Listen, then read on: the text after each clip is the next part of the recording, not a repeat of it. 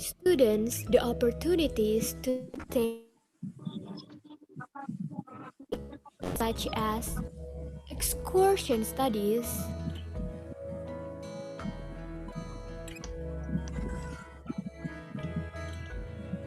exchange programs,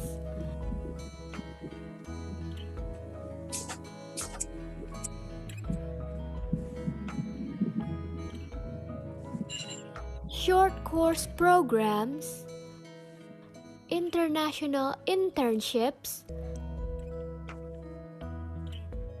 and many others.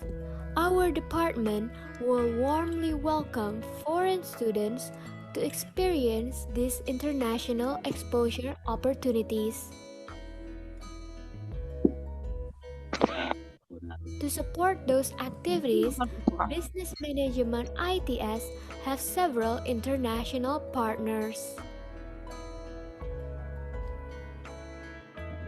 There are two laboratories to promote researches at Business Management ITS, which are Business Analytics and Strategy Laboratory and Entrepreneurship and Small Medium Enterprise Laboratory. Business Analytics and Strategy Laboratory, or the BAS Laboratory, focuses on operation management, strategic management, finance, and accounting. There are 10 lecturers and researchers associated with the BAS Laboratory. Business Analytics and Strategy Laboratory have several assistants to support its day-to-day operations.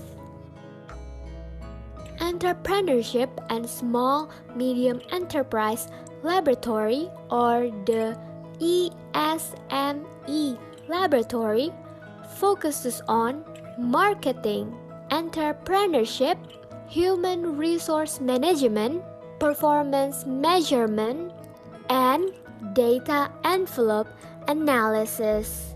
There are 9 lecturers and researchers associated with the ESME Laboratory.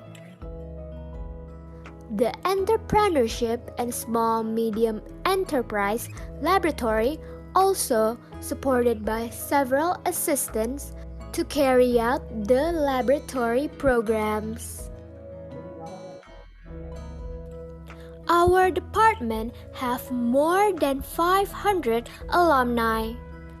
They work at different fields and industries such as national and multinational companies, government, or even became an entrepreneur.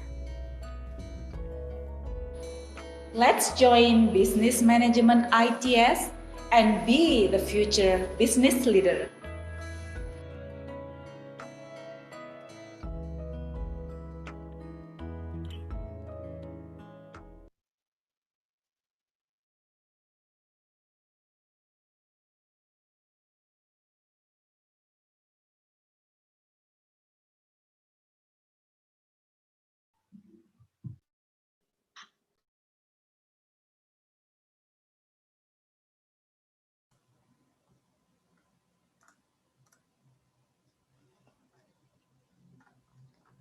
Hello. Good morning, everyone. Welcome to the International Guest Lecture Series, Creativity in Branding from Department of Business Management ITS. Welcome to our lecturer who is joining with us today. Hello, Mrs. Eva, and hello, Mr. Berto. Hello, good morning. Good morning. And also a warm welcome to other lecturer and all the participants here. First of all, for all the participants, please turn off or mute your voice during the guest lecture. I am Grace, and it is a great pleasure for me to introduce our special speakers. Joining us today, Professor Cao from National Cheng University, Taiwan. Thank you for being here, Prof. Yeah, it is so good to have you in our department today. Okay, and today she will be sharing and discuss about marketing and branding. Here with me also Mr. Bahalwan as today moderator who will lead our discussion. Without further ado, please join me, Mr. Bahalwan, to lead our next session. Thank you so much, Mbak Grace, for the opportunity. Before going to our main session, I would like to give warm greetings to Prof. Kao. Hi, Prof. Kao. Hello.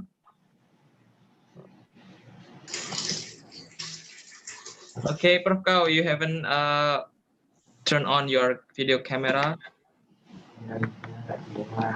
Okay, so we are waiting for the Prof. Kao. Okay, sorry about that. Can you hear me? Yes, it's clearly perfect. Okay. Nice to see everybody. I'm lecturing from Taiwan, and this is my first time to do this kind of a conference lecturing. So look forward to it. Okay. Before we go into our main session, let me open a little bit our today's discussion.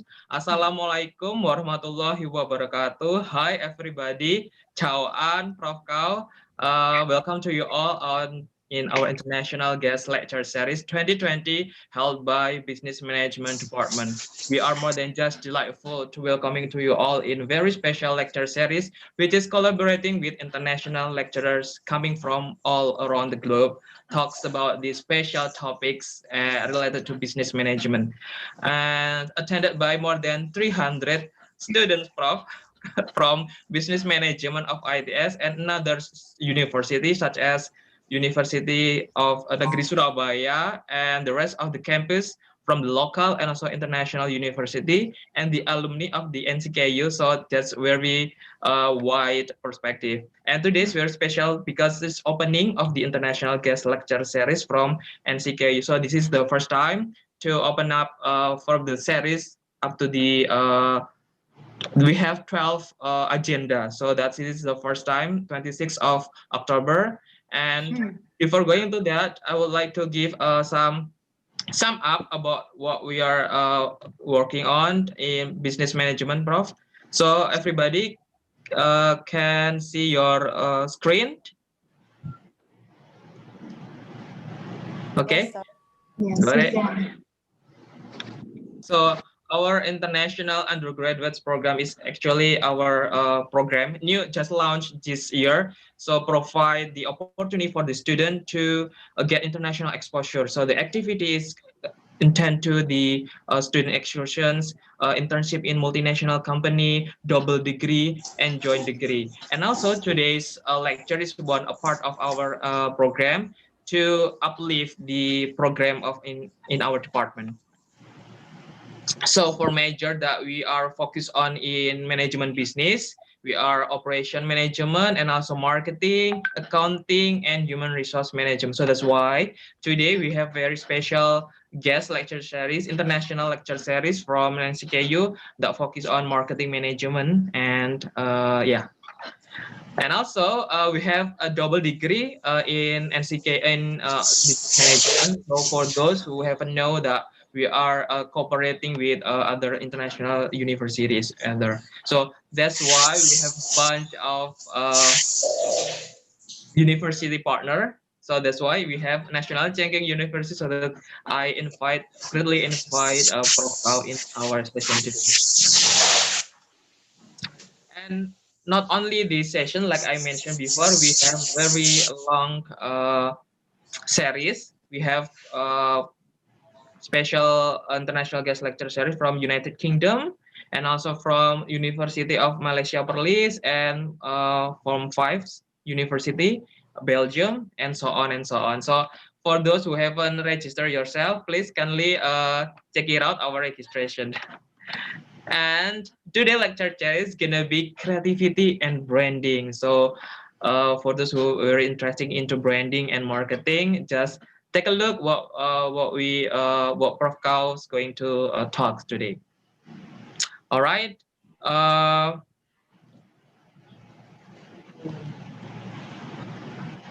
Before going to our main session, I would like to give some uh,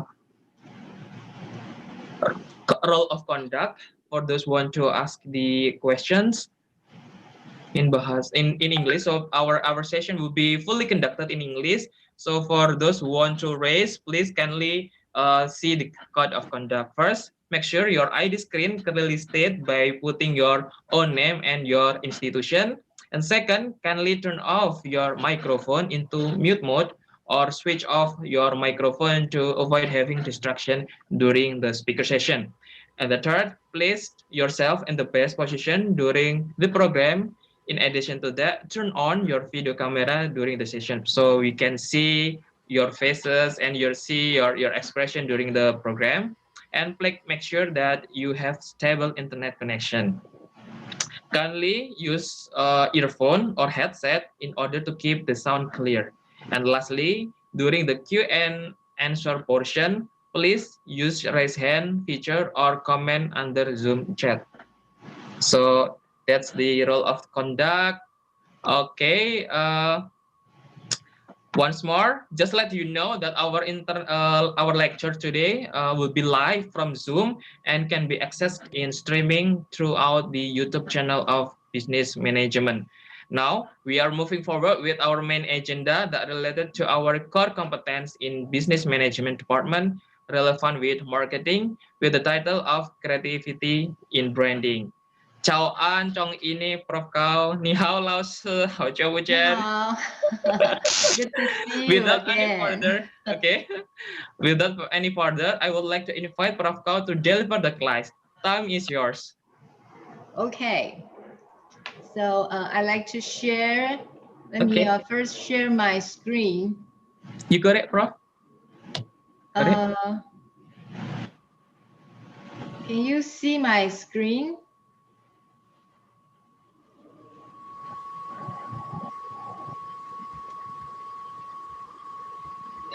You put the share screen through the screen mode. Yeah, I'm sharing screen. Yes. Okay. It's here. Yeah.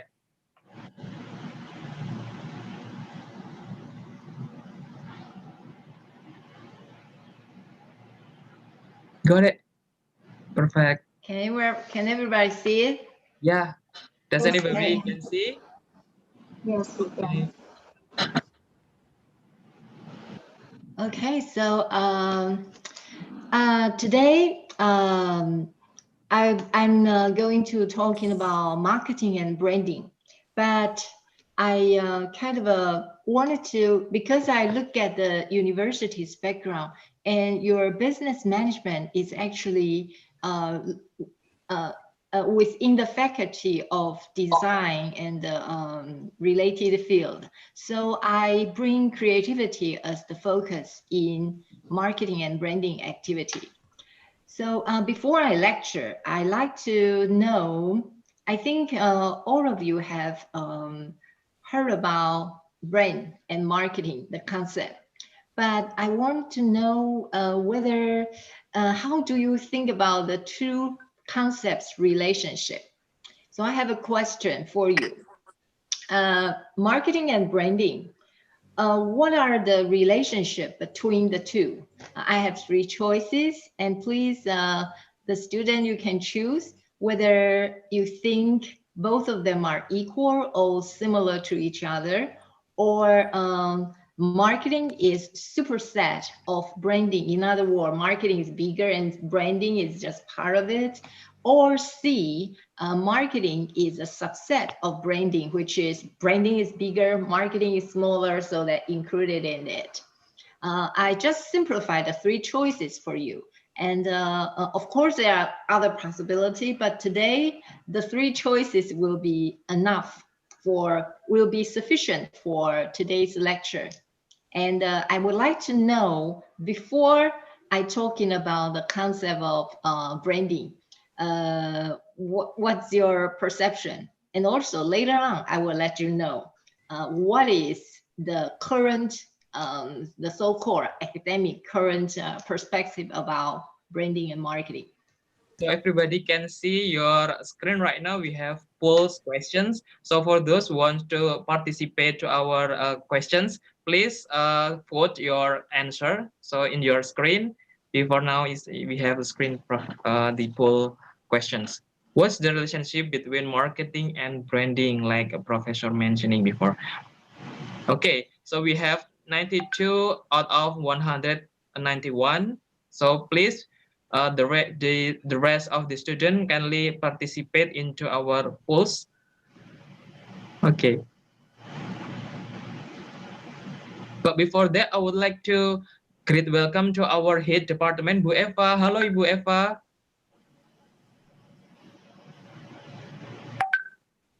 Halo, Bu Eva. Oke, ada di sini. Is there any Bu Eva?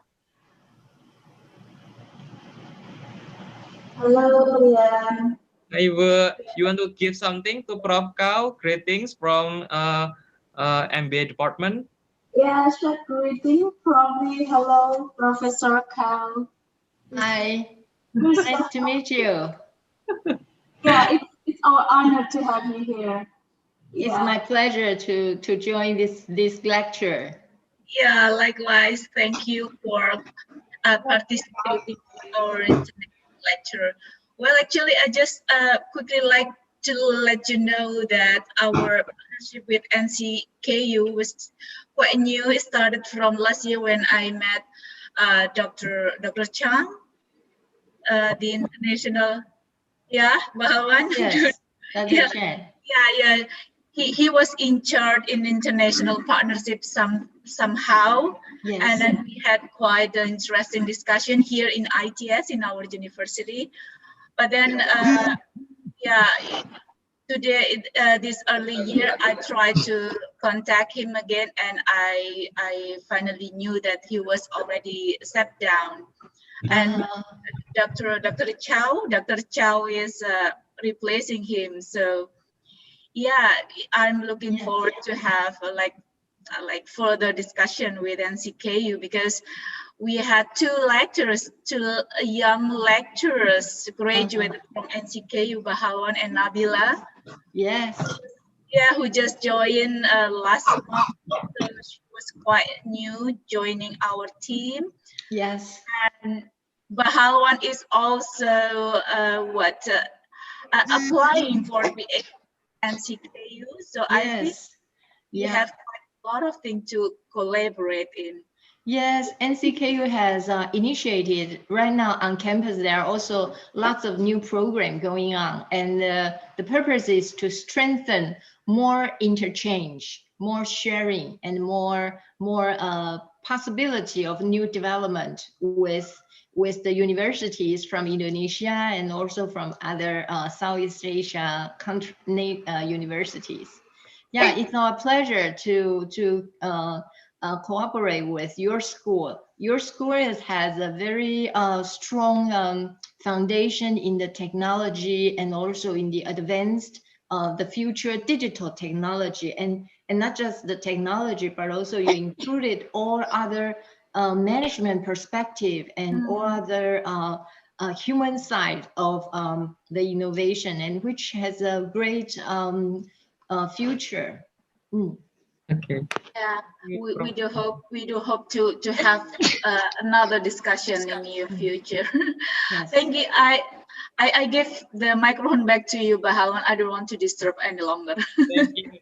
Okay, back to our session. Thank you, Miss Eva. So we have 143 students out of 197 already answered the question. So I will end the polling right now, so we can see the result. Okay, mostly will be say B, a superset. Okay, so now I see about 47 or approaching 50% of you consider marketing is a superset. In other words, marketing is bigger than branding. And 30% was think these are about the same, equal. And only 23%, which is 32%, consider brand is bigger than marketing.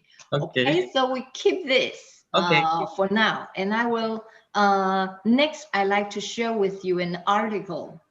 An article from, so I'm going to close this. And next, I'd like to share with you an article from journal Macro Marketing. And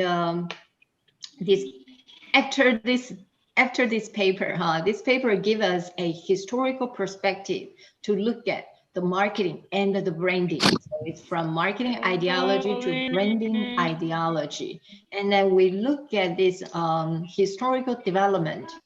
Of course, this paper is done by Western researchers, and so they provide a Western perspective. But after this paper, I like you to think about what about the marketing and the branding in Indonesian context. That would be a little bit different from what I presented today. But I still present this paper because it provides a very good historical perspective. So, from marketing ideology to branding ideology, this paper provides a historical perspective about how did this marketing concept begins from the beginning.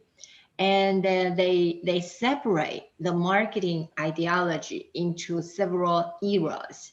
And the first era is related to pre-1900.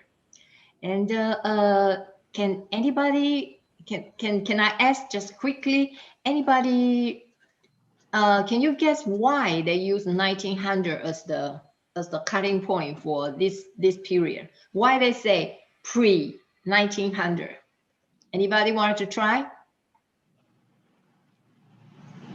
Okay, anybody want to try answer why should be the cutting point is 1900. Okay, 1900. Does anyone? Okay, from student, you can you may raise your hand and answer the question from Prof. Kao. Okay, is there any?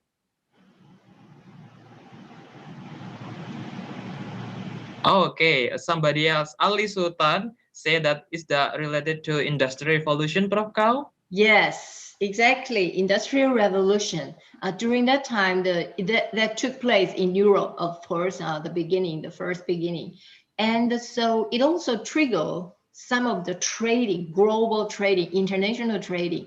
So nowadays, if we look back, actually all this international marketing has been there a long time ago, like in the 20th century. So at least 100 years ago, there has been international trading.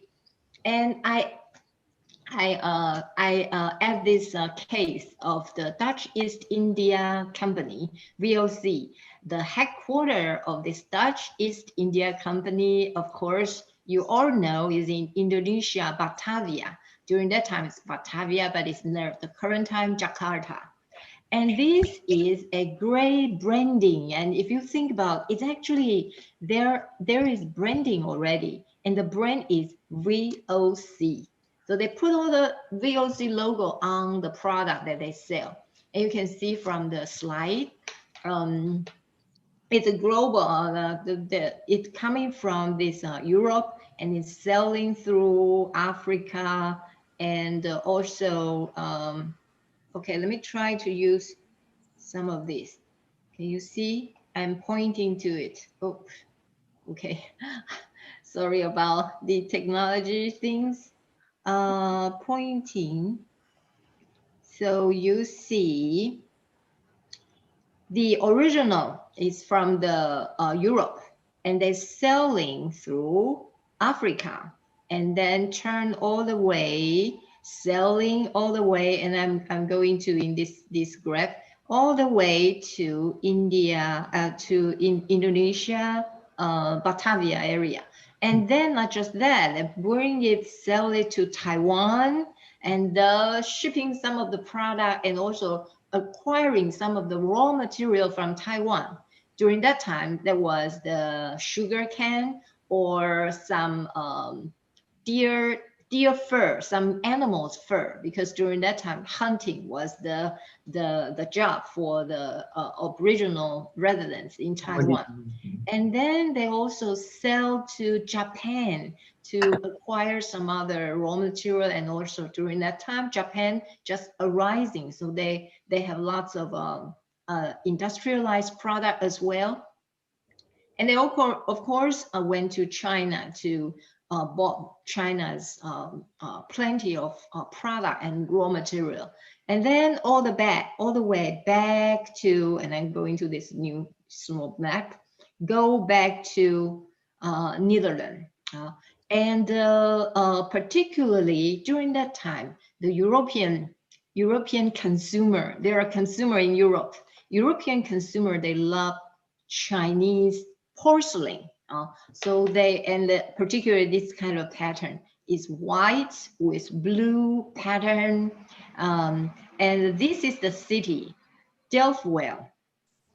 Delftwell is the city where most of the traded Chinese porcelain will be shipped there, and for marketing, for trading to the European consumers. And therefore, these cities' name at that time, it also substitute for the product category of Chinese porcelain. So you can see all this seemingly marketing and the branding behavior is actually existed in this pre-1900 period of time. And during this time, however, there wasn't any theory about marketing. They probably don't even have the term as marketing or branding. They probably not yet invented these two terms, but the behavior is there. And they actually call the brain, the person who shipping all the product from country to country, as mercantilism, as tradesmen. So this period of time is coined as mercantilism era. And I like to point out that this is pre-industrialization. It's actually the early beginning of the industrialization. And it's amazing to see the branding concept. And particularly, you know, there are lots of modern time branding and marketing activity actually can be observed during that time, that period of time. For example, they love the original, the authentic Chinese white porcelain. However, China during that time has some of the limitation that there are only limited quantity can be shipped to Europe, and also it's more expensive. And so VOC, this Dutch East India Company, they try to find alternative product from Japan. So that inspired Japan to start mass produce the porcelain product and then ship to Europe for sale. And that also triggered some innovative Japanese new industry.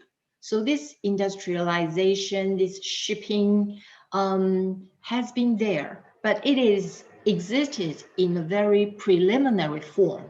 There is no particularly organization structure, and there is particularly no specific theory to organize all this marketing and branding activity. So during that time, during this pre-1900 mercantilism era, the major decision mostly is there are government control, there are tariff, very strong tariff, and monopolies, which is VOC will need to manage and control all the process. And exploitation of colonial resources, because they are shipping all the resources from other country back to Europe. So it is one way benefit. The benefit that most of the benefit that can be maintained is actually in the European brains and the country, which is now has a lot of change. Right now, all the corporate is now focused on corporate social responsibility, and they modify the pre-1900 mercantilism model of marketing and branding. So it's very different nowadays. And they feel the needs of elites in the society, which in mostly the European consumers. And they already very customer focused. They even tailor the design of the Chinese porcelain, specify and make this design according to consumers' needs in Europe. Yes. Okay.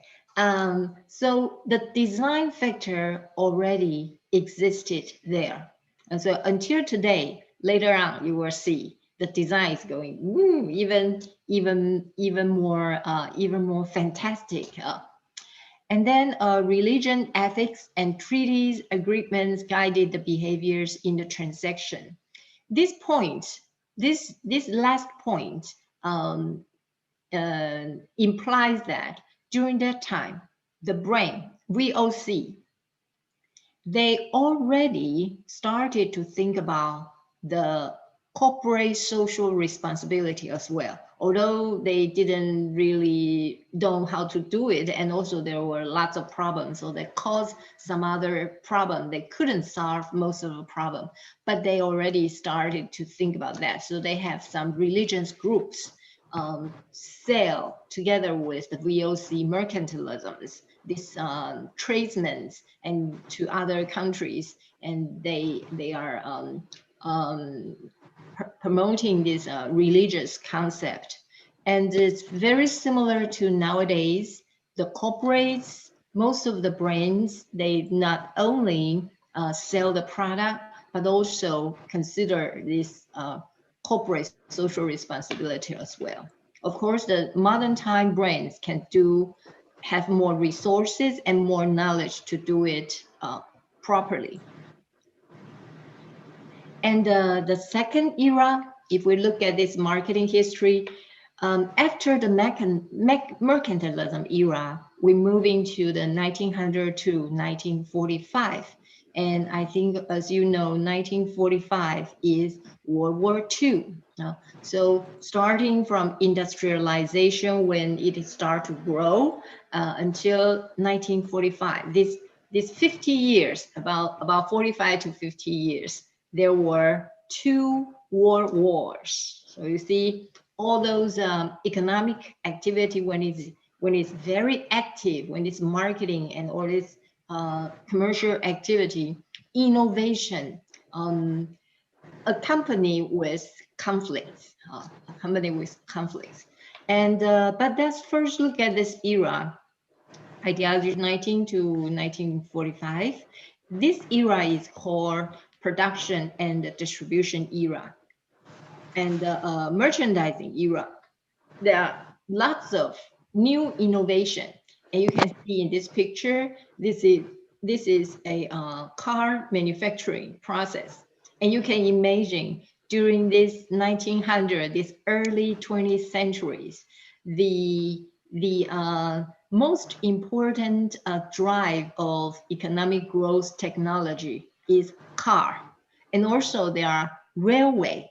These are new technology, just like today, nowadays, 2020. In 2020, we know artificial intelligence is going big, and also the 5G technology, the digital technology is the rising star in 2020. During that time, the technology of the rising star, promising a future, is car and railway. So these are all about transportation. They are establishing all this efficient transportation, connecting the world, connecting all the countries in the world. And at the same time, not only that there is this technology, new innovation, there are also this, we call it creative industry innovation. There are new design, there are new fashion. So design during that time is also amazing time. And they are You can see this picture. People are dancing, a new style of dancing, their new style of music, and also some of the mass media technology like radio was also invented during this time. And the camera, the camera. Right now everybody have a smartphone, but during that time the camera was invented and people can take picture, although it still belongs to the elite, more high income household can afford, not like today everybody has a smartphone. But that was the human first time to have a new technology that they can play with the images.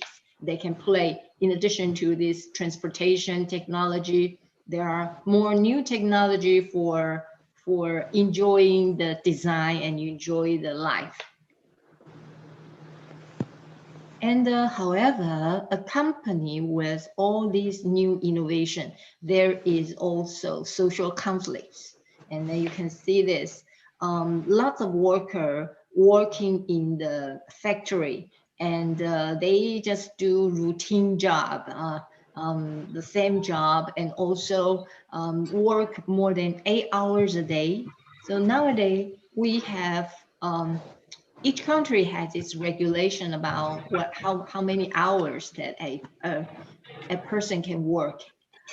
During that time, there wasn't such law, because during that time we didn't know, human being didn't know how strong the industrialization can impact human life, and so there's no such regulation as we have now, and therefore people working in the manufacturing place, they work long hours and pay a low wages. So that's some social problem arising.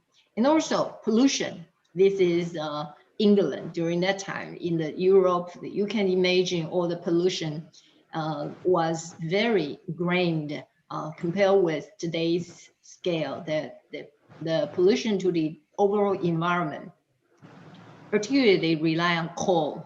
So there are lots of air pollution. And also there are social issues as well. There are people paying low wages and working long hours. So the poor and the rich, the distance is getting bigger and bigger. So that there is always the problem there. Even nowadays, we still have the same issue.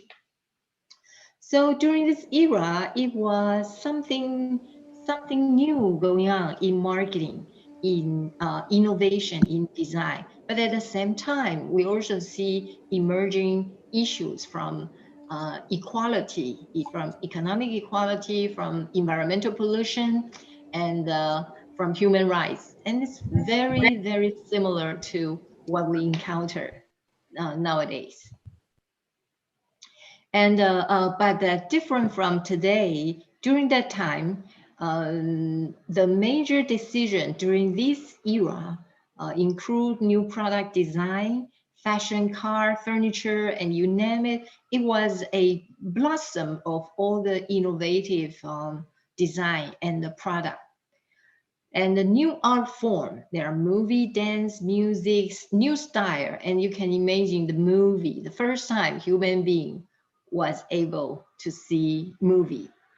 Cost down, car industry, and for Model T. So all these manufacturing place, they try to standardize. The concept of standardization actually was invented during this period of time to lower the cost. And logistics development, in other words, the shipping, the railway, they constructed a railway to connect nations. And then also they have cars, so now it can ship product much more efficient, much more low cost, and stimulated consumers' consumption. Mass consumer market emerged, so there are more people are affordable to all kinds of product. So that is a tremendous different development in consumer part. And the most famous, the bourgeoisie, the French term, that the middle middle class, what we call middle class, they arise and then bring all the economic growth rapidly. It's a transition period. It's a period of experimenting and lots of innovation. But at the same time, you see there are conflict, and that's why there are two world wars took place during this period of time. And next, after World War II, the period of 1945 to 1984, and even to 1996, this paper, please note that this paper was published in 2012, and the author coined the time as 1989 as the end of this third period, which is called customer-centered and brand competition. Now, a question for you. Why do you think the paper coined 1989 as the period? In 1996, this was, I added, I think 1996 actually probably will be a better time cut point for this period. But just question for you, what is 1989? What happened during that time? Anybody? Anybody? 1989. Is that something happened in those very memorable moments in the 1989? Does anyone answer the questions? Why the marketing ideology have shifted into the year? Anyone? Okay, maybe from the Universitas Negeri Surabaya. So may you, all of you may take a part into the live conversation with Prof. Kao. Okay, everybody just guess, I guess, Prof. Kao. So yeah. Okay, so 1989, it was the year that the Eastern Germany and Western Germany, the Berlin Wall, they took it down. Yeah. Somebody else answered. So that was a time where it shows the some separate ideology, the separate political power start to melt it and connected with each other, and that is this. It's this 1989, the period of time, and therefore the global marketing, the trading, or this communication and the innovation and the sharing can now be more freely shared between the so-called free world and the core iron, this communist society. So they started to interact with each other. So it's a very important marketing history, of course, even important in all the human history. And so that's the time. So it means after World War II until the fall of the Berlin Wall, this is a period of time where these consumer, the whole global continue to blossom, and the customer is become the center of the all the marketing activity. So, and also there are brand competition, more and more brands available in the market. If you think about the car industry as an example, because car industry was the big major industry during that time. If you think about that, there are initially only the European brands, but then later on there are American brands car, and then followed by their Japanese brand car. So there more and more brands can join the marketing and the competition. And consumer, the same thing. They have more and more buying power after this World War II. All the economy, construction, and lots of things. Lots of consumer behavior going on. And also important thing is, before the World War II, the focus is on the logistic transportation. So until after World War II, until that point, most of the fundamental shipment, they ship product from raw material, like this is meat, and the manufacturing, and then to all the retail store. This logistic network has been well established. And so during this period of time, all the competition will focus on the end user part. So it becomes customer center and also brand competition. And but just like all the history, the period, the cutting point of the period, 1989, that's the paper originally say. But I think 1996 probably will be a better time for these things, because 1996 it was the year where internet become available for the general public. Before this, internet, this technology, only limited for military use.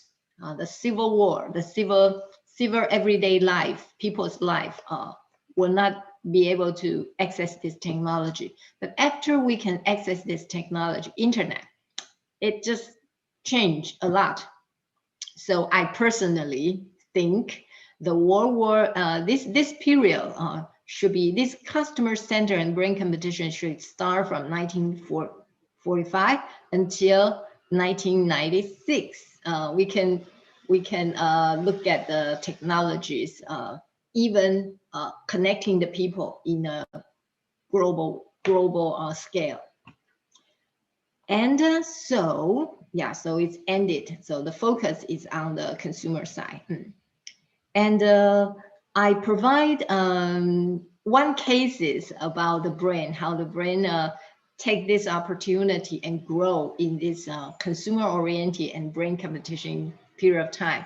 It is Marlboro, is the American cigarette brand Marlboro. Nowadays it's become very is a global brand.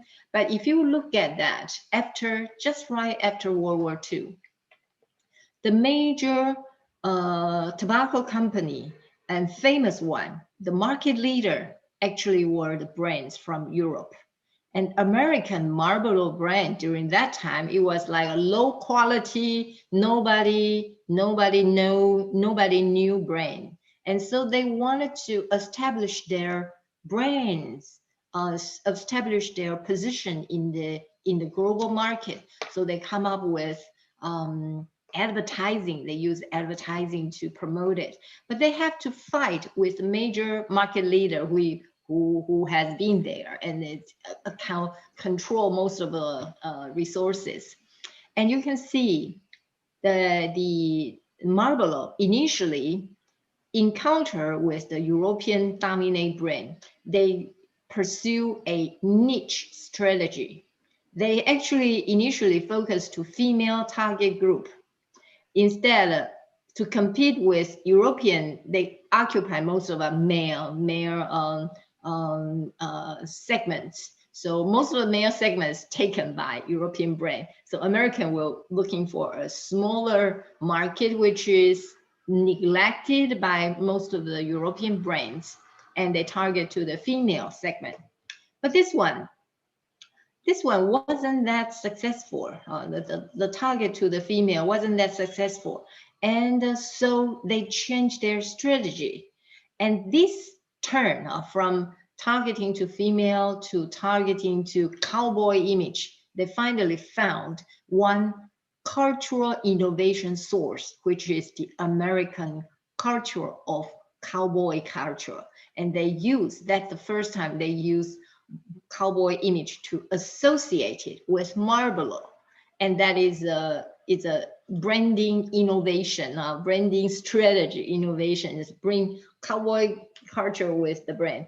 And before that, there wasn't. So you can see the female, there was no cowboy during that time. And this change in success in strategic focus was very successful until nowadays. We now associate Marlboro with cowboys.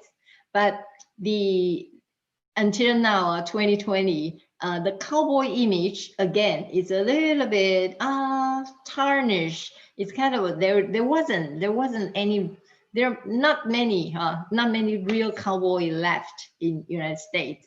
So this cowboy is now become like a static symbolic of some past image of American culture. So that is also a problem, a kind of a hidden problem for Marlboro nowadays. And of course, they constantly reevaluate their cowboy image. So if you're interested, you can go to take a look at their story, their branding story, and still very interesting. Okay, so during this period of time that I provide this example to show you brand competition. There are new brands coming and they start to think about branding strategy. So the real branding strategy is actually starting from this period.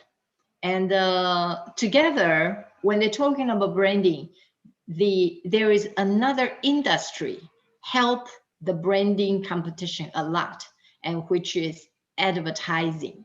So that after World War II, advertising industry is also have a blossom era.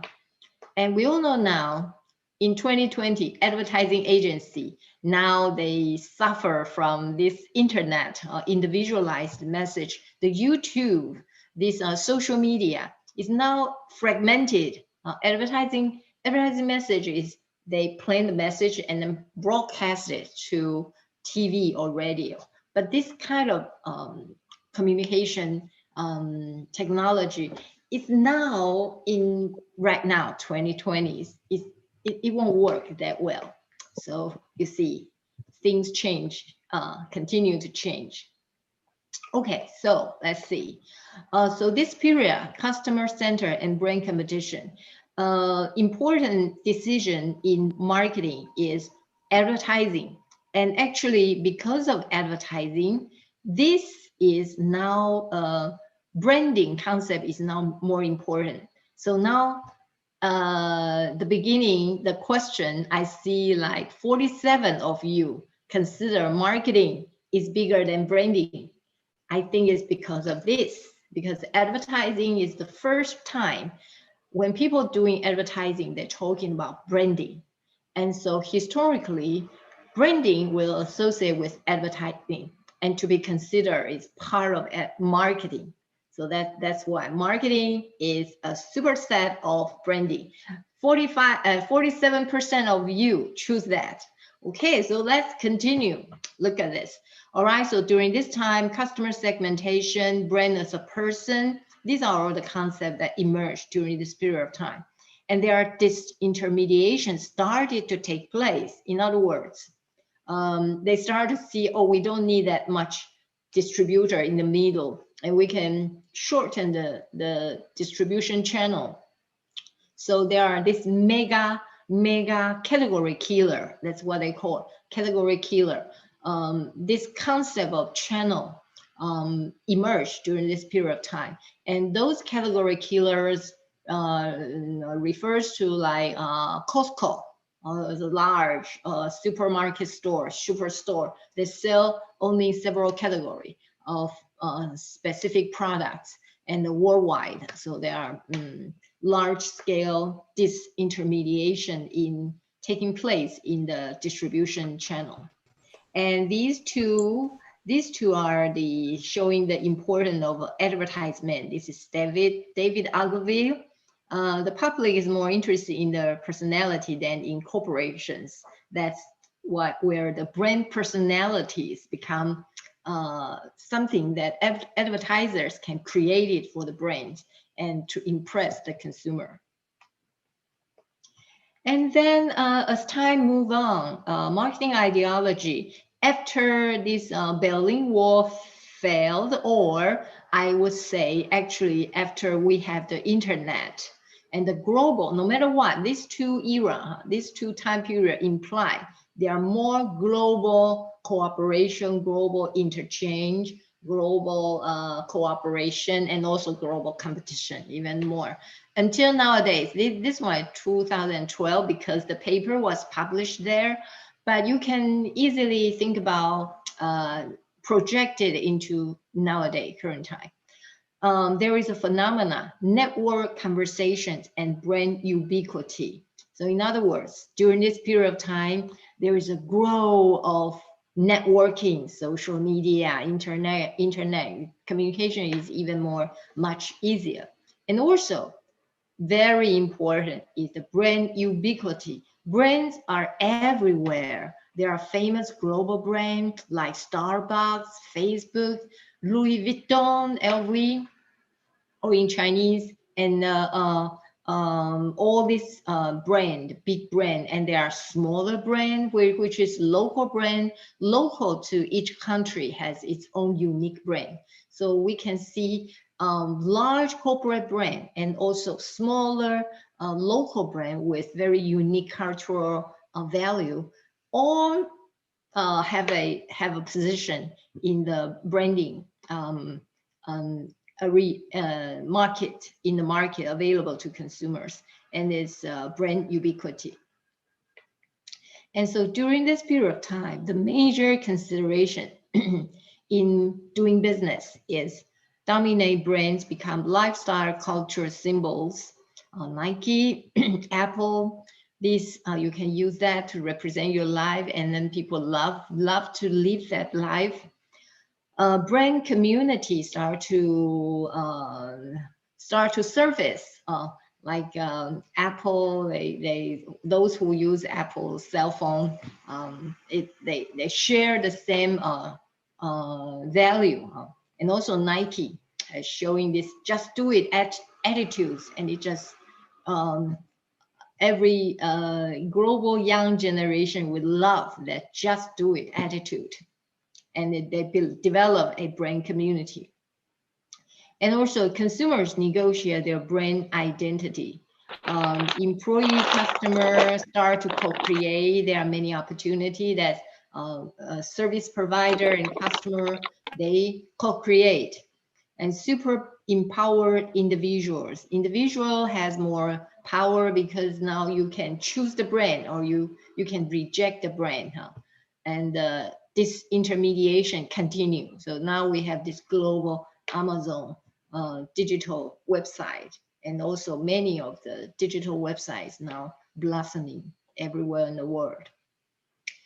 And so at the end of this, the lecture, the paper mentioned that when we look back the periods of marketing activity, we can see that it started from pre-1900, and there is no particular emerging branding or marketing pattern, but people are doing it. And then during this pre-World War II and also post-World War II, distribution and also manufacturing facilities now everywhere, cost down, price is down a lot. And until nowadays, we have technology, we have so many brands available, and also consumer has so many choices. So what is the future of marketing? The paper point out, marketing ideology, the future point is the design. Design is the best way to build brands. One of the most powerful tools for brand is to create strong relationship with their customers. So brands become the citizen artists. So the brand it can use a good design and aesthetic value to stand out, and also to connect with consumer in a long-term perspective. And also including the moral values into the brands. Moral value is the corporate social responsibility, if I use another equivalent term. But nowadays, when we look at this moral value, it's more than corporate social responsibility. It's all about individual. You have that moral value. You don't need to rely on brain or corporate to do that, or to remind you that you have to do that. So it's become personalized value. And so the paper ended with a triangle. It shows that the ideal brand become the future of marketing, because brand, the concept can embed design and human value, including personality. You look at brand as a personality, and you also can look at brand as a person with moral value. So brand concept is actually much more inconclusive than marketing concept. So the marketing actually is now can treat it as a function, is a tool for brand to achieve its goal. And the brand is, on the other hand, become more flexible and more inclusive, that can bring together the aesthetics value, the moral value. This is about people's behavior, people, you treat people, how you interact with people, that you need this moral value. And also, brand can rely on the function of all the business, scientific model, all this marketing function. And so brand become actually much more inclusive than marketing concept. And marketing become a sub-function of brand. Marketing will be just here, it's a function where you plan, you strategically consider pricing, promotion, channel, and your product design, 4P, or even now there are many, many P, not just 4P. So this become a sub-function. So in other words, when we come back to see the first question that I asked you, yes, that's the result. What is the relationship between marketing and branding? The answer is pointing to C. Marketing is actually a subset of branding. In other words, branding actually is more, it has more flexibility to contain many things. Marketing is a function, very logic. You think about making profit, and you plan your strategy, you plan your channel, you plan your pricing strategy, and then you maximize your profit. But in nowadays, when we look at branding, making profit is just one of the goal. Actually, you also need to think about people's life, and that is moral value. And if you still remember, we're talking about the era, in the earlier era where the industrialization take place, there are lots of problems in social inequality and in environmental contamination things.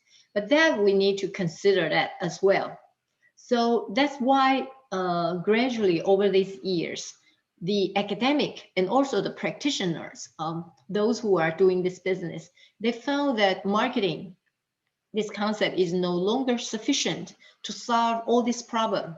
So they provide this branding concept, and that is the triangle that I just shared with you.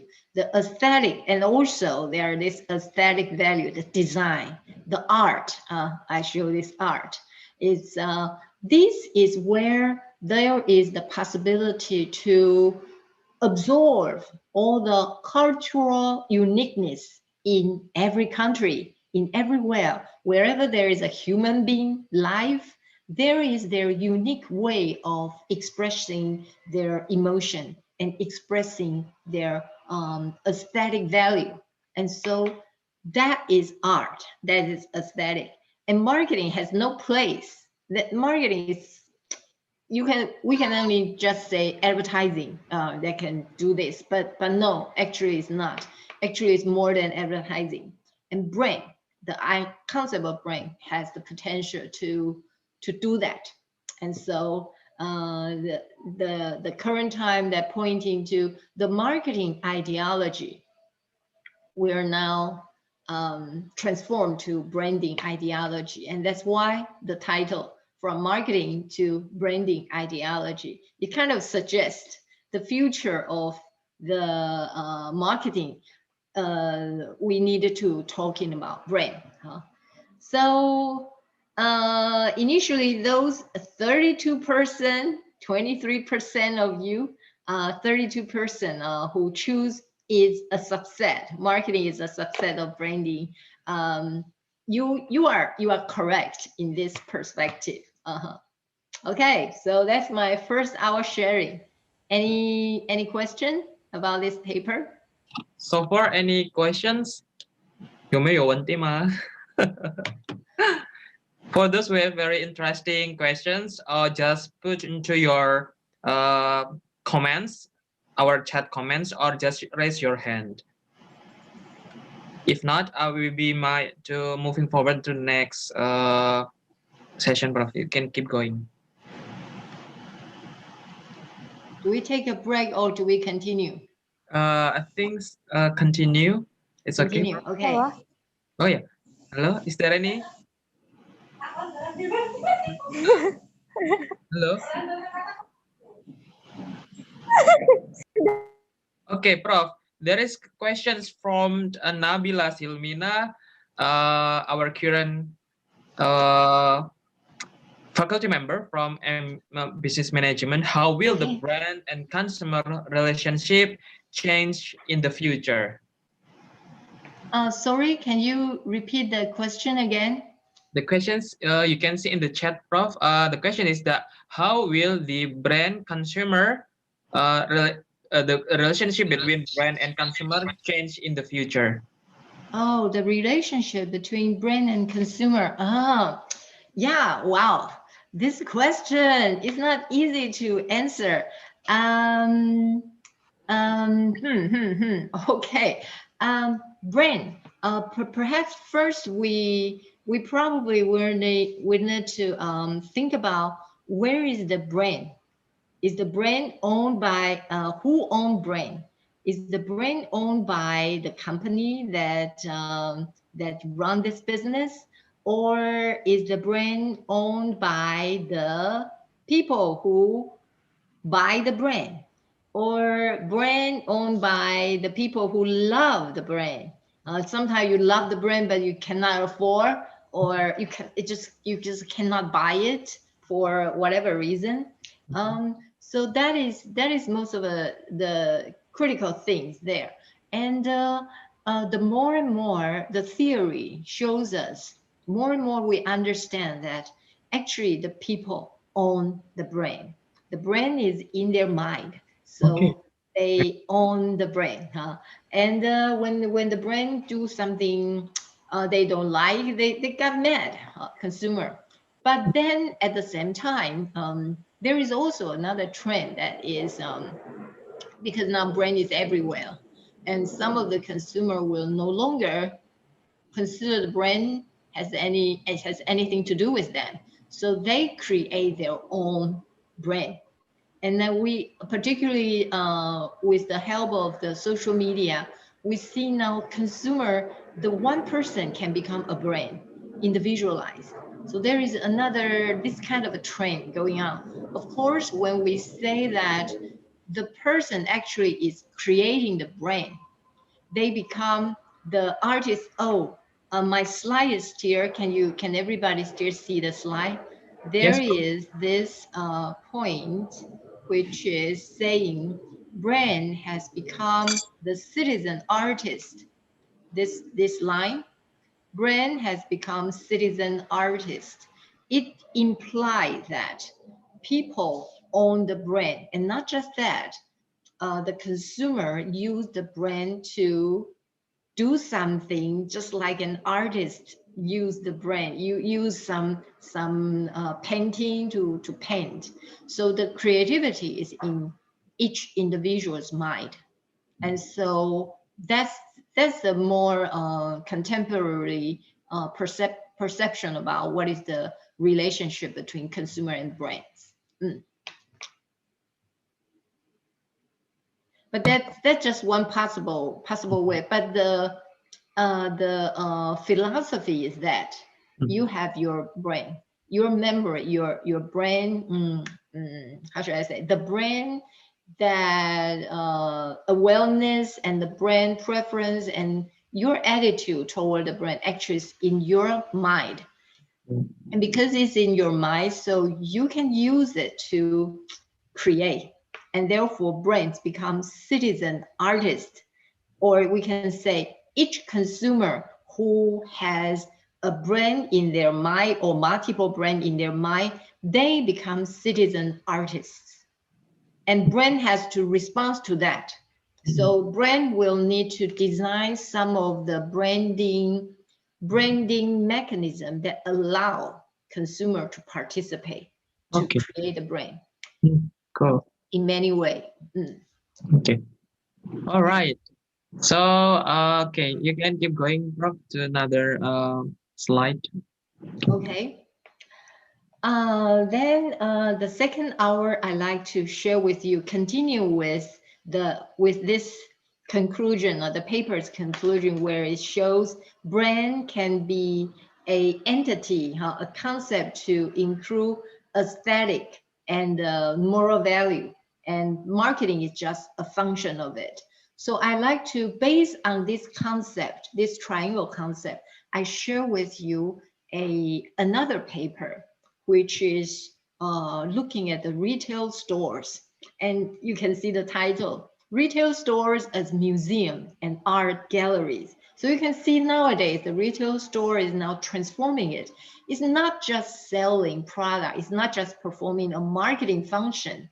Sometimes the retail store also provide, of course, it's like a museum, an art gallery that you can enjoy it, and you don't have to buy anything, just enjoy it. And perhaps you will buy product from internet where you compare the price and you buy it there from there. But in the retail store, there is no direct purchase behavior at all. So it doesn't perform the traditional marketing function at all, but it serves something else. So that this is the paper to investigate this phenomena. So again, before I share this, I like to ask you, have you heard of the following brands? Louis Vuitton and Takashi Murakami. How many of you heard of that? Okay, we are still accepting, capturing the data, so still on progress. Does anyone know Louis Vuitton? Yes or not? Or Takashi Murakami, like a profession mentioning. So does anyone have ever heard about these specific brands? All right. So we have 107 still half way to go. All right, we waiting for 30 seconds and I will end the polling. All right, keep going. 60% already voted. For the rest of the student, you might participate to the polling session. All right, 65. So 10 seconds. 9, 8, 7, 6, 5, 4, 3, 2, 1, go. Okay, got it. We already got the answer and C. Okay, so overwhelmingly, Louis Vuitton, 88% brand awareness, but Takashi Murakami only have 24% brand awareness. Most of you don't know him. Okay, Yes. this case is about the two brands when they cooperate. So I'm going to close this and we take a look at this. So this is a M word. That's the paper that I will share with you. And it was published in 2014, which is 6 years ago. So there is already some time lag. And right now, Louis Vuitton, after today's lecture, take a look at LV, what they have, what they continue to do. But this one, 2014, it was a study about how LV is doing very different. And before I introduce this paper, I would like to first discuss the concept of luxury brand. And this one has now become a term that if you are interested in branding research or marketing research, that is a concept that now many people are investigating in the concept of luxury. What does that mean, luxury? Is expensive means luxury or what? And they're looking at this materiality, individual experience of the product and services, anything that can provide consumer with pleasure, with real pleasure, and also the beauty. They look at very beauty. Then it's sufficient to consider it's luxury. It doesn't have to be very, very expensive that you cannot afford, but it is actually more related to personal pleasure, the real pleasure, and the beauty. So it has a very strong symbolic meaning, significance of wealth and taste. And the brands are increasing, taking on the role of art curators. And that is consistent with the previous paper that I share with you, that brand is now the citizen artists. And this paper even moved forward, say it's an art curator. Curator means those are the people who are capable of looking at this is beautiful and that is beautiful and that is beautiful as well. So I'm integrating these ABC things and design something to present to others. That is basically what curator is doing. And they most of the time arranging all these artifacts, initially, the original one, the concept of curating from museum. They have artifact 1, A, B, C, D, E, F, G, a lot of things. And the museum curator will organize all these cultural artifacts, this with very rich humanity content artifacts, in a way, reorganized in a way, and so that it is present to the visitors. Visitors can understand and also can appreciate all these artifacts more profoundly. So that is curators. And this paper basically say, now brand is doing that. And as well, each individual can also participate in that as well. So let's look at this idea. Okay.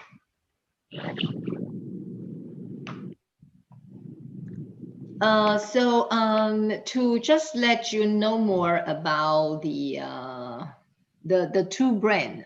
Now I am going to let you know more about the brand. I will let you to look at Louis Vuitton and Takashi Murakami's work. First of all, let's look at this because of the time. This is in 2003. In 2003, LV worked with the artist. Takashi Murakami is a Japanese artist. Oh, I think I probably need to show you. Should be this one. Which are Buddhist monk figures that would have walked. Can you see? Can you see the video? Oh yeah, Prof. This guy. Find out my standing position in. Not yet. See the video. So just Can you see the video? Not yet, Prof. You might stop share and then again share screen. Sorry, reshare screen again. Pardon? You say? You might stop the share screen to see another. Share screen. Okay, stop share screen, and then you might share screen again. And share screen again. Okay. Look at the YouTube. The YouTube screen.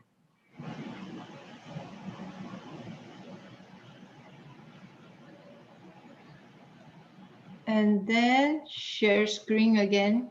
Okay. Oops. Is it? No. Oh, okay, I will help you to share the screen, Prof. Okay. Which are Buddhist. Okay, does anyone can see my share screen? Monk figures that would have walked. By not on the subculture. So what is? Yes.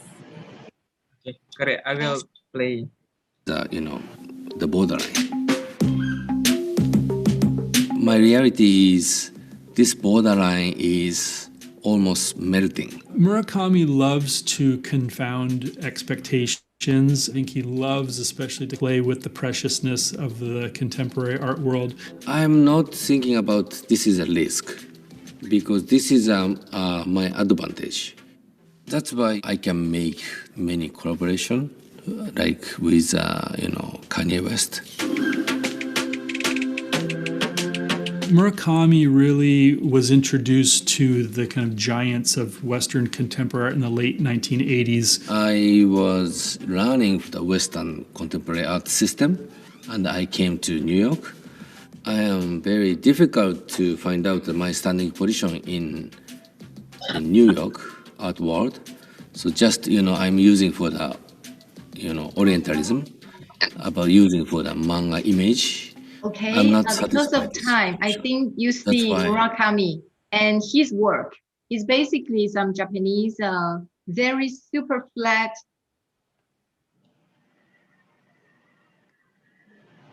Okay, we are back. Some very super flat, very, very super flat Japanese design style.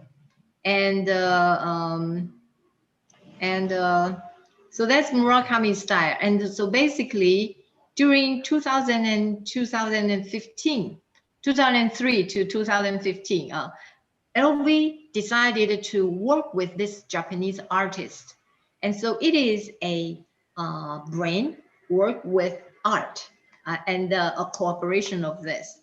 And this is the result. They designed the bag, and in the link, it can link to more product. But because of the time, I'm not going to go there. And you can see this is LV bag. And this is Murakami's super flat Japanese kind of a cartoon character, and just put it directly onto LV's design. And that's the same thing here. And they put this sakura flower, also super flat Japanese design aesthetic style, put it on the LV bag. And at the same time, there is also this one. They put color, add color to LV bag and redesign it just like that. And there are more product. They even changes to this totally different style. And particularly they, you can see the date, April to July 2008. The venue is museum exhibition. Product available at Brooklyn Museum gift shop, also available at selected LV pop-up store. So what happened in this campaign was LV worked with Brooklyn Museum gift. Brooklyn Museum. I should say, no, I should say, turn away. Murakami, because Japanese Mr. Murakami, he's an artist, and therefore he has an exhibition show at Brooklyn Museum. And one part of his artwork actually is LV bag. Okay. LV bag with the super flat cartoon there. And he considered this is actually part of his art collection, artwork. So he presented it together with Murakami, some other art, super flat Japanese art style, presented at Brooklyn Museum. And at the same time, LV set up a pop-up shop outside Brooklyn Museum so that you see the artwork of Murakami and doing that for LV. And then you go out, you can buy a LV bag with Murakami's design. So it's a very interesting design, interesting cooperation with a brand and an artist. And you can see the cooperation including museum. So they're involved this curation concept. So the product design is not just purely product design. It also adds the curation concept into the product design and even into this exhibition experience. And it's a new experiment, and it's very successful. Until nowadays, you can see this kind of practice a lot.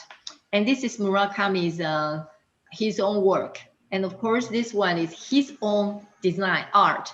And you can, if you follow this LV and Murakami's cooperation project, he put this sunflower super flat cartoon on the LV bag design as well. And so question for you, after you see this several picture, do you like this LV and Murakami design? They put this super flat design onto the LV bag. Do you like it? And also another question, should the sponsor artist, in other words, Murakami or some other artist, and the LV design director focus on consumers' needs? I provide three choices. A is yes, both of them should listen to consumers' needs. And B is sponsor artists shouldn't, but LV design director should understand consumers' needs. Or no, none of them needed to take care of consumers' needs. Okay, I just give you 30 seconds for the participant to take a part in this last questions from Prof. Kao. So do you like the Louis Vuitton, kind of co-branding between Murakami design and also Louis Vuitton? Do you like the design like you just saw in the in the PPT? And then should the sponsor of artists or other artists beside Murakami and LV design direct focus on customer needs? So we have 15 seconds. All right. 10, 9, 8, 7, 6, 5, 4, 3, 2, and okay, got it. It's about 60. So we'll just keep it right away and the polling, and most of them share result. Okay, got it. Okay, so 79% of you like the design. This interesting combination, huh? And this style, you know, one brand, particularly those high, very luxury brand, they now work with this super flat cartoon concept. And some of, if you follow these, you can see some of the consumer response today, they love it. And mostly younger generation love it. But then there is another group of consumer, they don't like it. And they call it ugly culture. So you can see one trying of this artistic thing with the branding design, it can trigger quite opposite response. But that is fine. That is okay. That is part of this art, part of this design things going on. And also the second question, this one is more tight or more balanced. 55% of you, almost equally, 40% of you, 45 say yes, they need to take care of consumers' needs. In other words, if consumers don't like certain design, they shouldn't do it.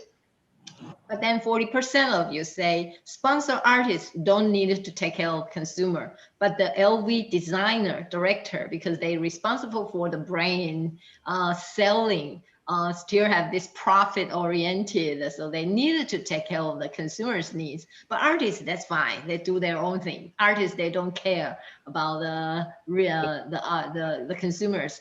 And 6% of you say no, none of them needed to take care of the consumers.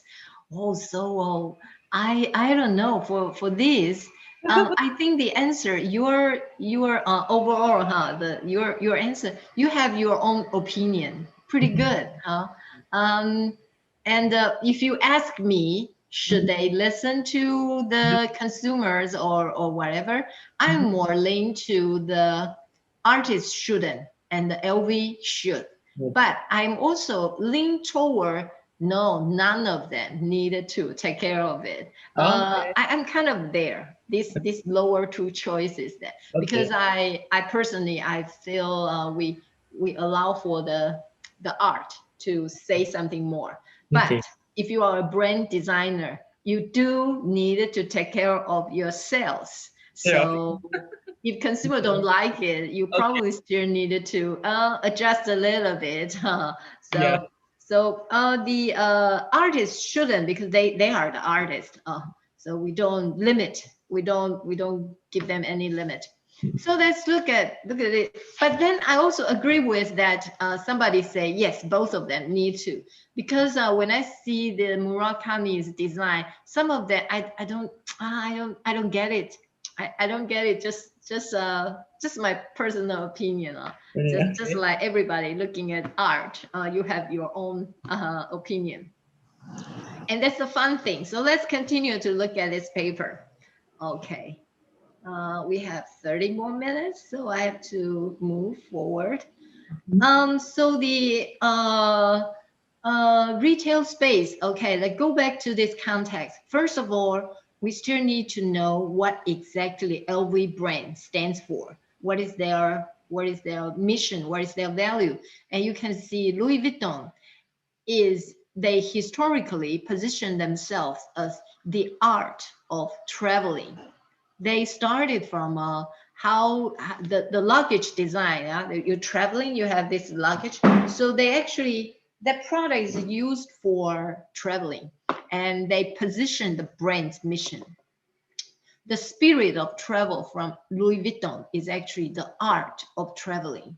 And I have a video, but I'm sorry I couldn't show that. But the video is basically showing every person love to travel. And when you travel, you actually is the opportunity, you enjoy the opportunity to experience different cultural, you experience something beyond your ordinary life, and you learn from something during your traveling. So LV is very strongly associated with this kind of value in their branding. And so this M Word, this paper particularly point out that inspire LV design concept. And so there are fine art versus mundane consumption objects. They start to think, actually it's not just LV thinking about this. Actually right now many brands consider this.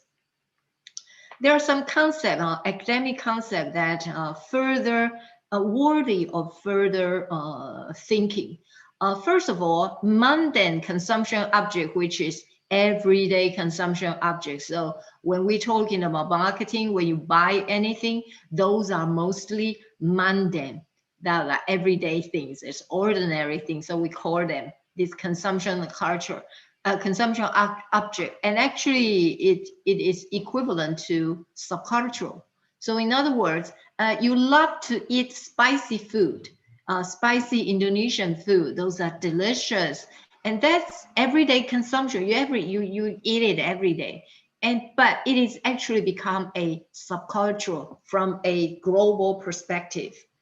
On the other hand, the fine art refers to those artwork that is done particularly by an artist. And sometimes, I don't know, how do you feel? Sometimes I don't get so much sense of some of the artist's work. But those are the fine art that is done by a trained person, and they create this kind of a art. It's just for personal perspective.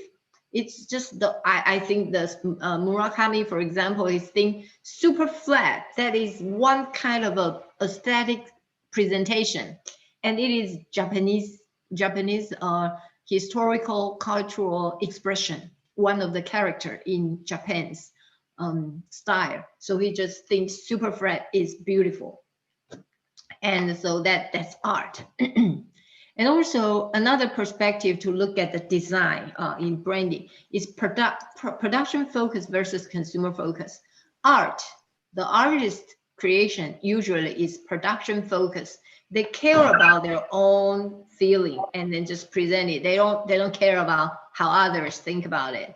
But then the mundane consumer, every day you buy something, the brands, they have to consumer oriented, consumer focused. And usually these are opposite. And then aestheticization of brands to create luxury fine art aura. So the thing is, how do you infuse fine art with, okay, let me use this. how do you infuse fine art with mundane consumption objects? How do you infuse production focus and consumer focus? Because usually these pair that they just cannot mix. And so aestheticization of brains to create luxury fine art aura is trying to combine fine art with mundane object, and also to integrate production focus with consumer focus. You are putting two conflict design concepts together, and that is the LV and Murakami's example. And so there are something interesting, but something new. And then not only the design, you just see the design, Murakami and LV's design. Not only that, LV bring it to their retail store. So in the retail store, become a precisely engineered retail narrative. The narrative imply there's something, some story that is presented in the store. And mesmerizing consumers with three retail environment cues. The first is design cue, which is the product design, you just saw it. The second is atmosphere cues, which is the store, interior store design. And the symbolic cue, it shows it's a high art status.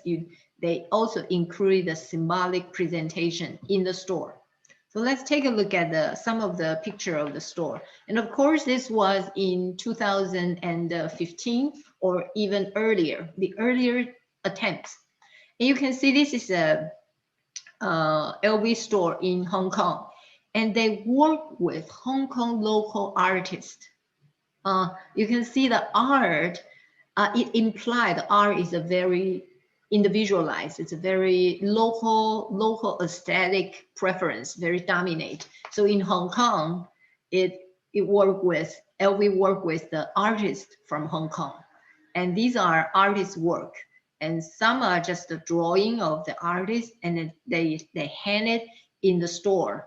And I believe they also work with some items design, just like LV and Murakami, and design the product with the artist. And the artists also can use LV store as a gallery to show their artwork.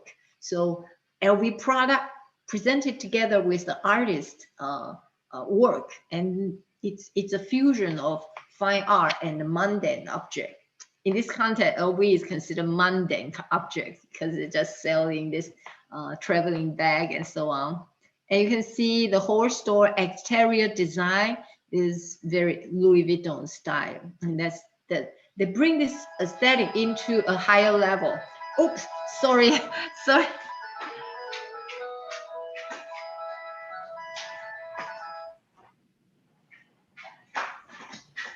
Sorry about that. That's the, when we do communication at home, it will be like that. Okay, so these are the store design.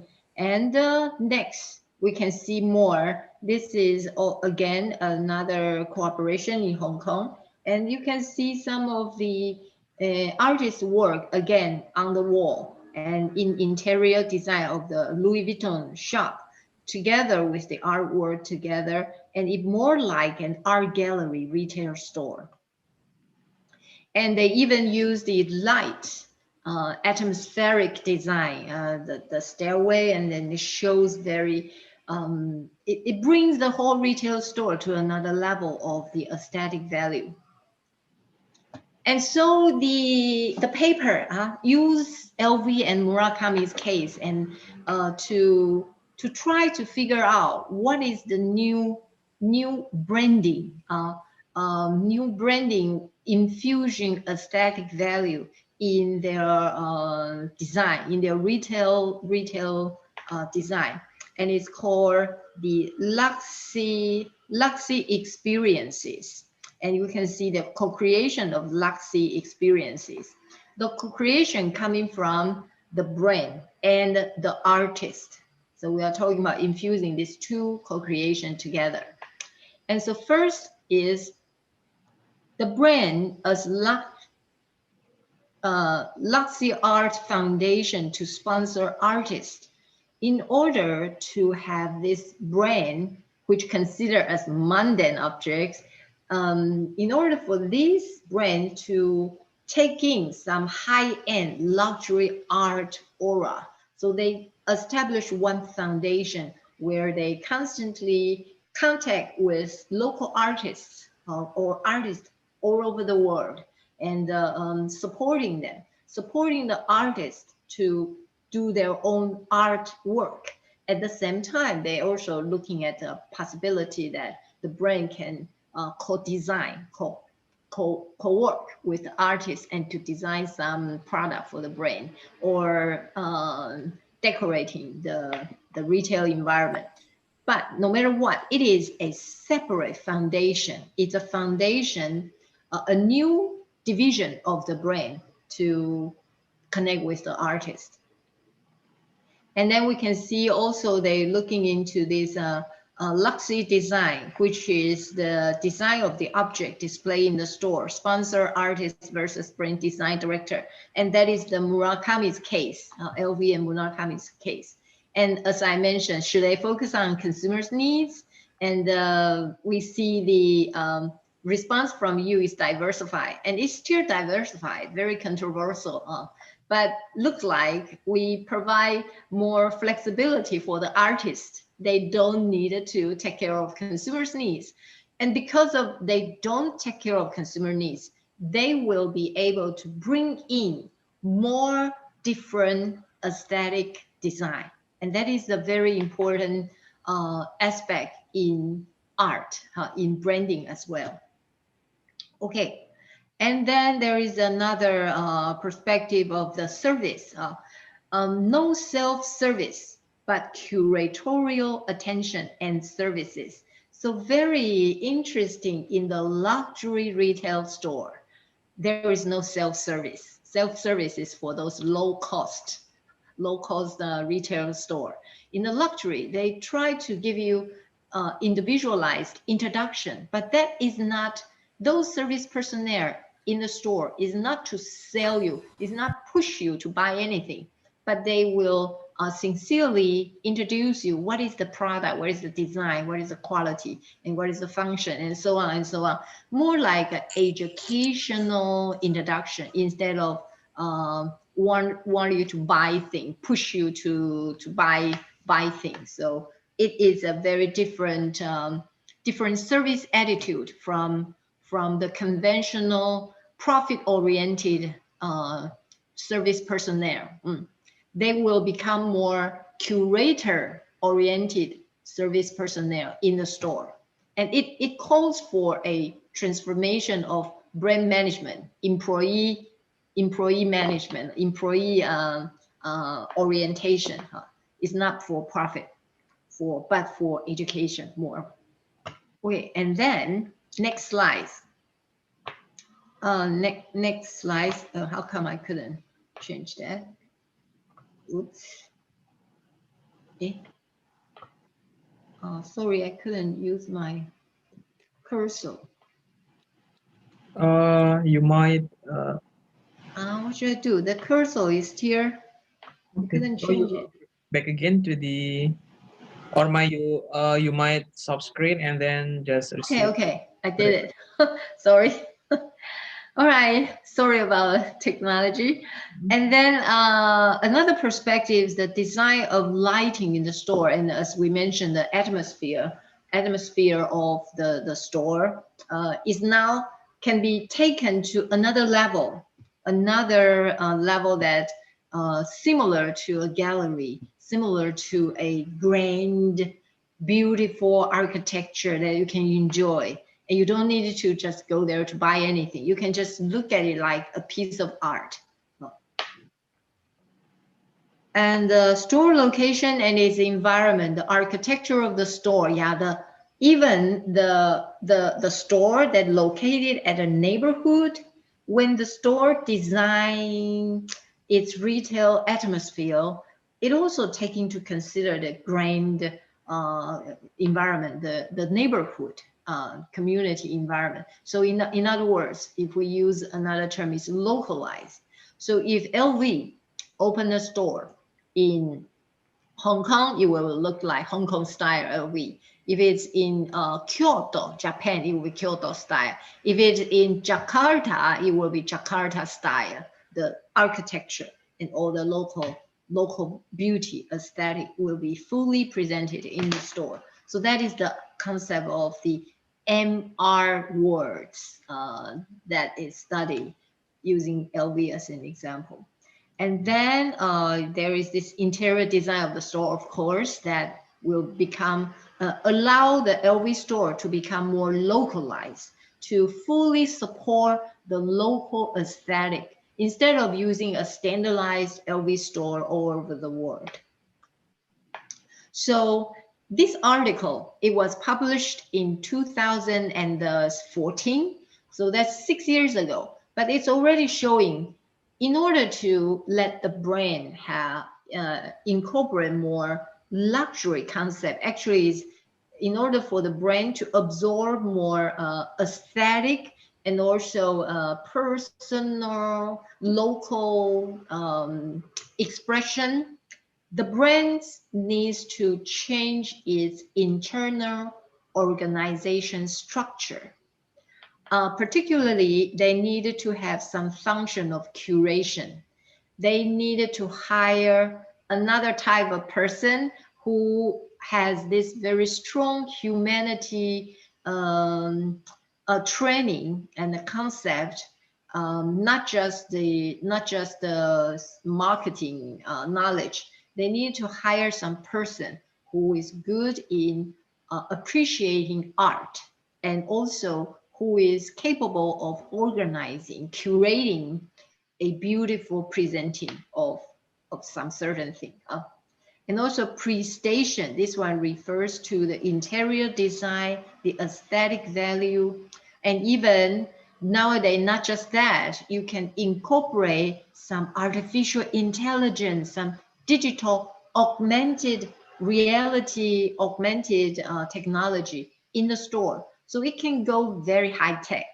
It's very consistent with your school's goal that you can integrate all the technology and the beauty. So these are the two things, two concept that wasn't there for the traditional marketing retail management. And so branding concept is more capable of flexibly adjust your corporate organization and to include these two additional new functions, and to co-create with artists, with outsider artists. So provide this platform to bring in, absorb this aesthetic value through working with artists, and that you can finally create this transformative retail shopping experience. Okay, so I think that will be, because of the time is also there, almost there. So I think I still have some time to share with you, yes, to share with you some of the LV's work. They continue to do this, starting there. And even nowadays, you can do a little bit research and you can easily find that starting from LV was the first brand to use this model to include artists into their work. Other brands also do that. And I'm going to share with you one of the video. Let me see. This one, I actually prefer this one. It's in their fashion show and include some Japanese architecture. This one actually prettier. Okay. Oh, then I need to share my my video again. Yeah, Prof. So it can. I can help you, Prof, by Yes. doing. Yes. Okay, the 20 minutes one, right? So okay. Wait a minute. Okay.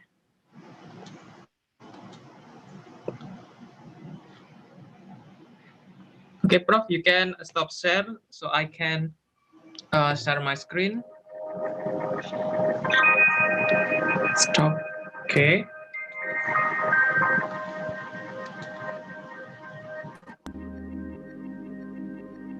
Does anyone can see the screen right now?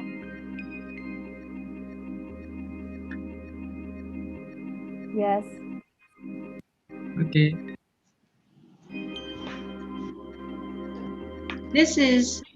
They present this in this fashion show is they bring all the fashion show to this particular museum in Japan, Kyoto, nearby Kyoto.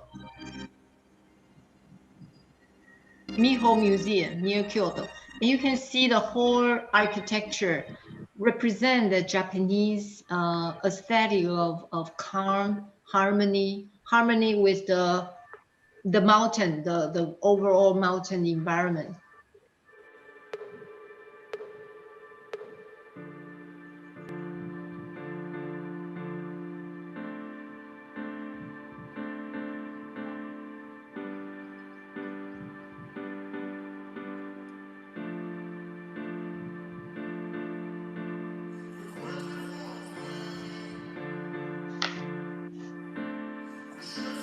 So this fashion show, LV tried to send out a message, a symbolic message, a message that fashion can also coexist with the environment harmoniously.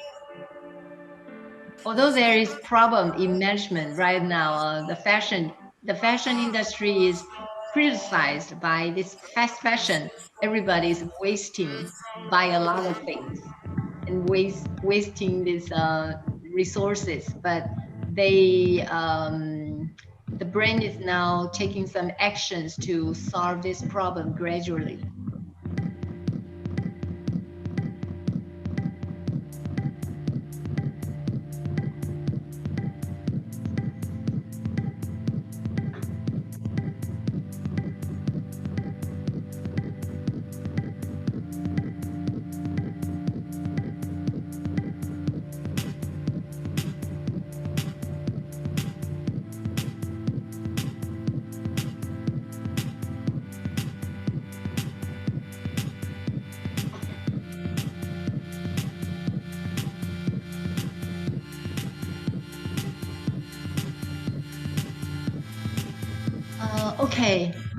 Okay, Brian, I think that will be that because of the time.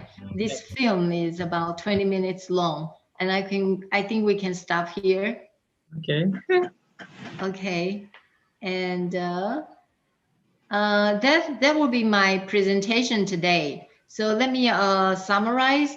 I share with you two papers, and the two papers both pointed to that marketing is no longer a sufficient concept to bring us to balance between the moral value and the aesthetic and also profit. Marketing concept is no longer sufficient to support these three concepts. And on the other hand, branding concept, the concept of branding is capable of integrating all these three very different value together, tie these three together and create something new things. So creativities in branding implies that we need to kind of abandon, I shouldn't say abandon, maybe weaken our previous understanding about marketing. We need to put marketing to a secondary position. And then we looking into your local or your personal aesthetic expression, the beauty, the art, even if individual, even you can create something that you love, that you think is worthy of pursuing. Each individual is an artist. We have that concept there. So you can use this in absorb this. A brain can also do this. And at the same time, don't forget this people's dimension. In other words, the moral value. You understand that your interaction with others and also your interaction with the overall environment, and we will know that when economic is too much looking into the profit, it will cause some other social problems or environmental problems. And so when we're doing this branding, it's important to balance all these goals and don't just pursue profit-oriented marketing strategy. So that's my conclusion for today's sharing. Okay, thank you so much, Prof. Ka. Well, pretty much says about we are just learning today. It's about the marketing and branding is quite it's quite different, but two different perspective that that just mentioned by Prof. Ka. Is part of marketing is just part of uh yeah just certain goals. However, branding is more than that. Can accommodate three angles, the value that just mentioning by Prof. Kao.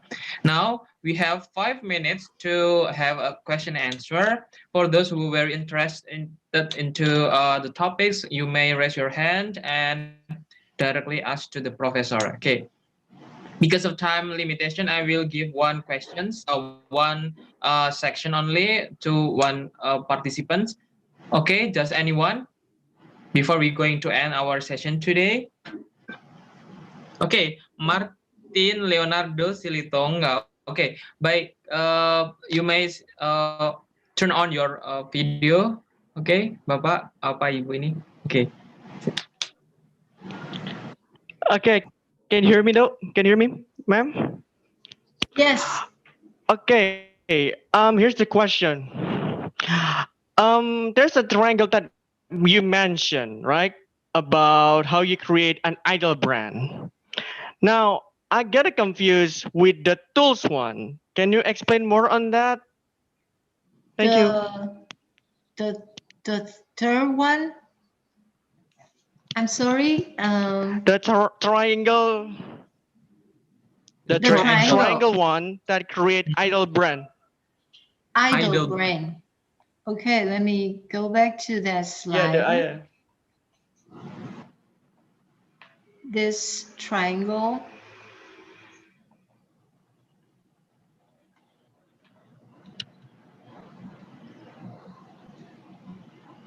And should I share my the triangle?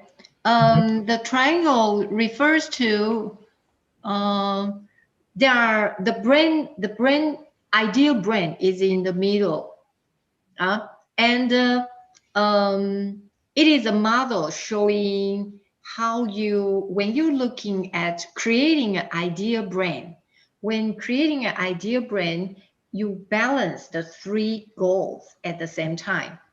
And I think your question will probably how this compared to the marketing, Marketing is now a function. If you see the triangle, there is at the lower lower left-hand corner, there is functions, and it's considered as tools.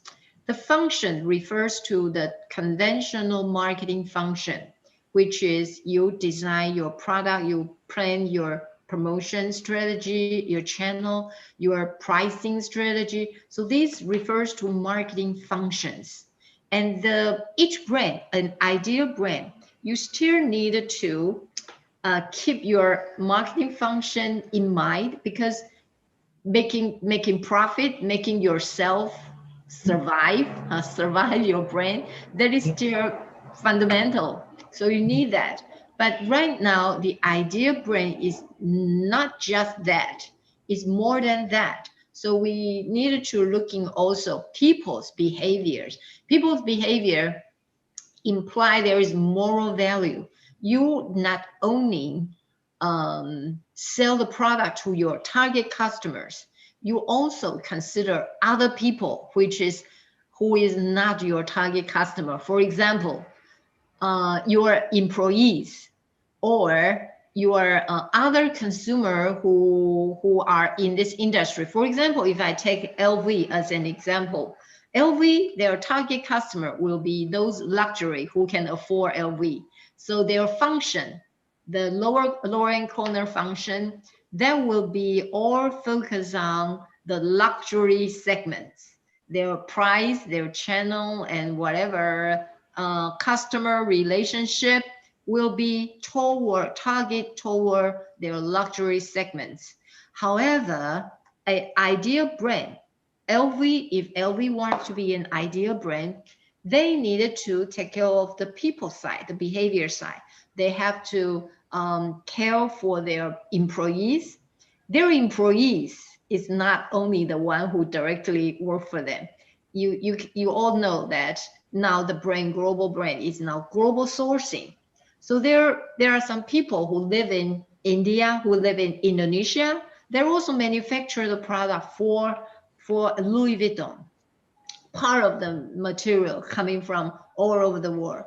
And this people side behavior imply that you also, the brand, the idea brand also will need to aware of that you now have a global chain and you have people living very diversified area in the world that work for your company, and you need to also care for them.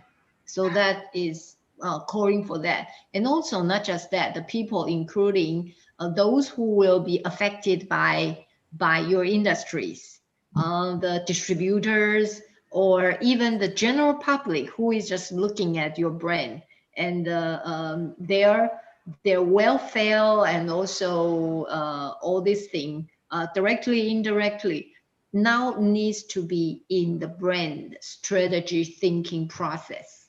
So that's the people side. And then the aesthetic side, it refers to individual art. It looks like it is an aesthetics, it is art related, but it actually has a profound implication in cultural preservation. In other words, it allows for people to take care of the subcultural. Any kind of a cultural expression is an art, and the brand will need to have a design of in their organization, how they function, will need to allow for the multicultural expression and to support the multicultural coexistence in the world. So that is aesthetic and art, what that implies.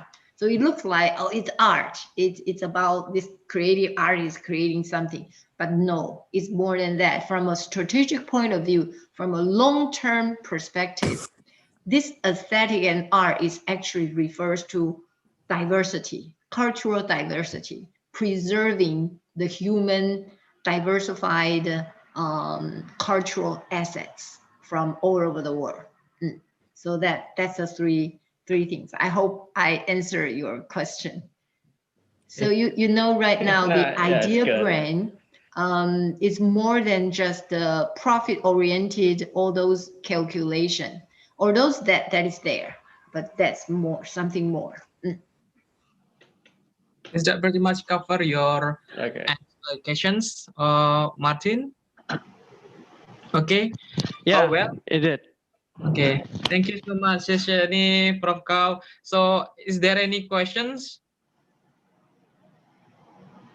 Okay, if not, because we are exceeding 5 minutes, so I think I will be end for today's section. Once again, very insightful lecture class, Prof. Kau. We are very grateful and so delightful for delivering the class to the audience, because the participants not only from one university, but also 3 or 4 another university coming together into our class today. So thank you so much, Shani and Kausheng. Okay, thank you so much.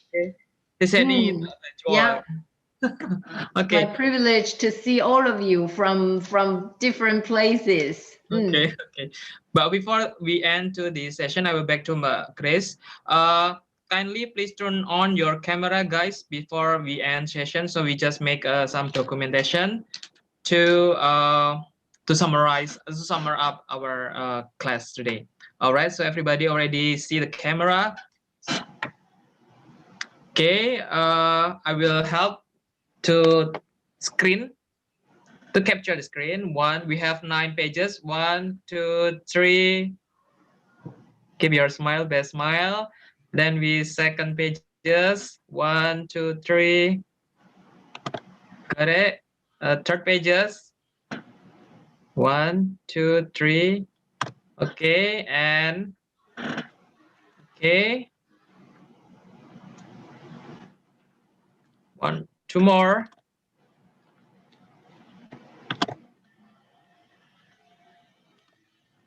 Okay, I think that's all from me. And thank you very much, Prof. Kao. I'll back to you, Chris, Angelina.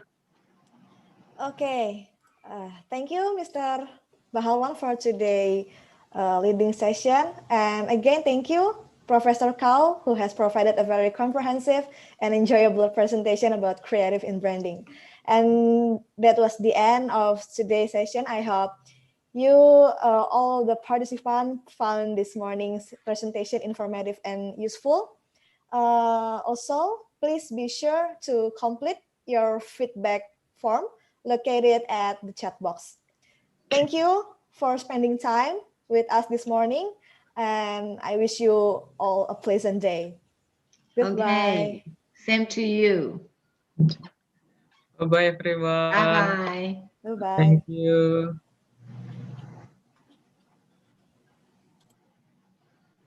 Thank you, Prof. Kao, for coming. Okay. Bye-bye. Thank you. Bye-bye. I will